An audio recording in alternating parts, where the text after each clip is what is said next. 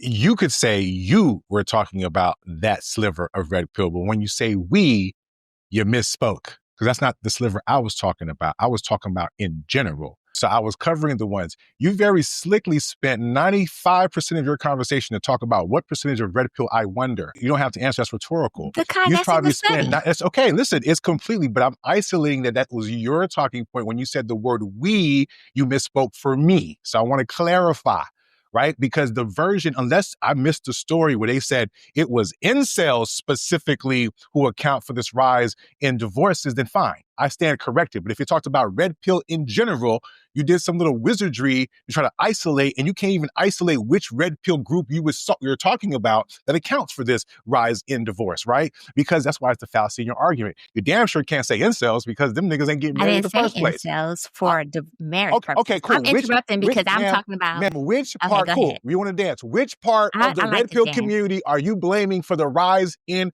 divorces, ma'am? Can you isolate which group? Is it the MGTOW? Is it the pickup artist group? Exactly. The more I'm you blaming talk, the people. The more you talk and interrupt, the more I will expose you, ma'am, because you just went on, and that was cool. Me. I'm exposing the bullshit that you just spewed. No, it's not bullshit. I'm controlled by facts and everything. You are trying to isolate a particular portion now. You picked on one little portion, and now you're trying to disqualify my argument because of that one little portion that you identified. Ma'am, I could put whatever on it, but you said we were talking about the group responsible for the divorce. And I'm saying I was not. You were trying to make it seem there was a specific group that you were talking about, and I asked you to isolate which group you could not, right? You didn't give me a chance to. You told me it was rhetorical. Correct, but you still tried anyway and it failed miserably. You can go watch the tape. You didn't have nobody. That's why I'm saying the more you want to talk, the more you're going to expose yourself, right? You just wanted to get your shit off, and that's fine. But get your shit off. Don't include the rest of us who are trying to have a different conversation. No, because if you want to get on your high horse, this is shit that fucking gets me. Y'all lack empathy like a motherfucker. Anytime somebody brings up something, it got to be, oh my God, you guys are complaining. That's part of the problem. You're right. Niggas felt like they can't talk to y'all. And rather than be like, you know what, there could be some truth to that. Even if niggas got to band up to get the language, y'all had a fucking head start when it came to being tapped into y'all emotions and being emotionally intelligent and all this other shit. A whole society that has been dedicated to the lifting of women while staying silent. You brought up Barack Obama. He also talked about how we have not invested in little boys or in young men.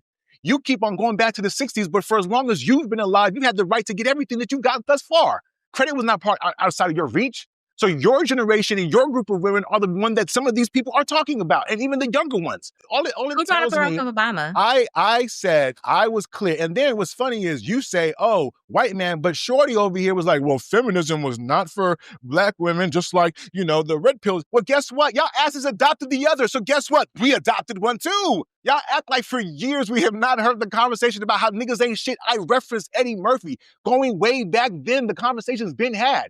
Y'all had a fucking 30-year head start to complain y'all asses off. And for a few fucking minutes, a nigga try to have a little conversation with y'all, and this is what the fuck it is. And y'all see no problem with that. You know, goddamn well if a nigga, because the thing that gets me, right? Because for me, the reason why I can be like toxic and be on some real shit at the same time is I'm not going to be sitting on here and act like I don't make space for my wife to be able to come to me about the issues that she has.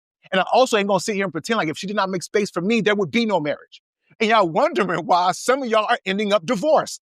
So you rather think, oh, let me make up this fake group of black pillar or red pillars to make this case, as opposed to maybe trying to isolate for a second and help fake group, because you didn't identify them. I'm giving you time. So when I'm done, tell me which specific group, MGTOW pickup artists, that you're specifically blaming, because red pill is an umbrella. There's a bunch of different people who fall into that. So when y'all have some of these conversations and paint everybody with a broad brush, there are legitimately guys who are trying to better themselves the way that y'all asked them to, right? So then when they try to do that, and maybe it does require some brotherhood and some camaraderie. Y'all complain that niggas be raised by bitches, but then when they kind of congregate amongst niggas to be better niggas, that's a problem for y'all too, right? So that's why it's funny, because Jay was mentioning gaslighting. Y'all are pumping some fucking 93 octane. This is fucking jet fuel. For me, I can acknowledge that yes, women had a social movement afoot, right? Opportunities, grants, things that were paid attention to, and nobody is knocking that. But in response, for men who are expected to still show up a certain way, it wasn't like when y'all evolved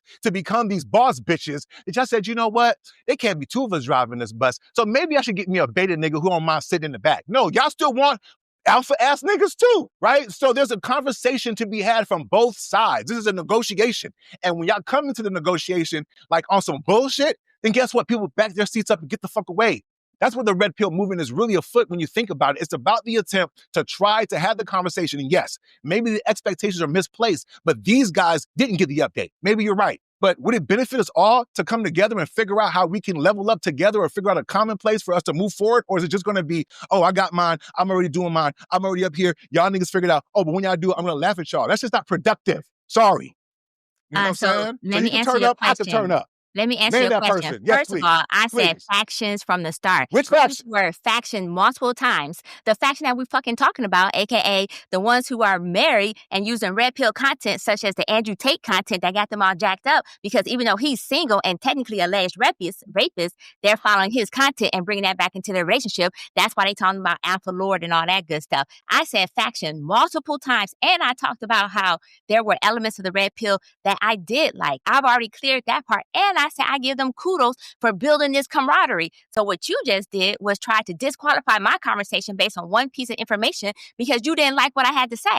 But it's kudos because I support that, because you do all your soliloquies pertaining to women and how women, we need to listen. We are listening. We listen all the time. And just like y'all need to listen to each other. And that's what the red pill is. I even gave kudos to the fact that the red pill is listening to each other, that y'all now have confidence and y'all can boo-hoo-hoo and complain and build each other together. I even said that. So when you said I came with this basically disingenuous conversation, that's not true. I came with 100% facts backed up with what I just said, to include the fact that the video that we watched pointed out this stuff too. Okay, so now real quick. So what faction is Andrew Tate with? Because if you're just talking about married men on the internet talking shit, that's not just a red pill thing. Stop it. Because there was a married man called Derek Jackson. Now you're trying to drill down. Now you're trying to drill into some other topic. You're trying to deflect. I'm sorry, we said we talk about you. I answered your question. I said faction, and I provided one example. If you want me to list every single example, that's ridiculous. I didn't ask you for a person. I'm sorry, Delvin. You're the resident red pill. And this is what's so bullshit, right?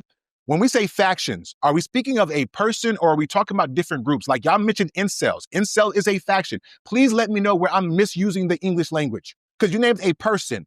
Can you name me what faction? I gave an example of why married men, I specifically said married men, was listening to people like Andrew Tate. That was my example. Married men will listen to people like Derek Jackson. People like Andrew Derek Tate. Jackson was married, so being married in and of itself does not qualify you to be a faction. Sir, you're just arguing for arguing purposes at this point. You are just arguing for arguing purposes. I got you. I want to have this because I don't got. So we don't want to use real words. I got you. So no, I'm using real words. They walk around with labels of which faction of incels. Right, exactly. You're trying to drill down to disqualify my argument. Maybe My the argument is fellas won't valid, and I'm not going to stand on that. And I gave space. I'm going to stand on the fact that my argument is valid. I would just stop. You're just making yourself look worse. Go ahead. No, you're making yourself look worse because you're arguing with me. I got Tate. Go ahead with you, Devin. Andrew You Tate got to wrap up the conversation. I want to go ahead and do the right thing. Devin, go ahead and wrap this up. Got it. Go ahead. Right. I mean, how you get you had Andrew Tate in there in incels. And I got to say one thing about the incels. Women, you got to stop punching down on the incels. You don't want those guys anyway. Incels, by definition, are not in the chat. They're not getting married. It's just an easy thing to punch down on. And when men do say, oh, I have concerns, I want to address these things, you know what y'all do? Y'all call us sassy.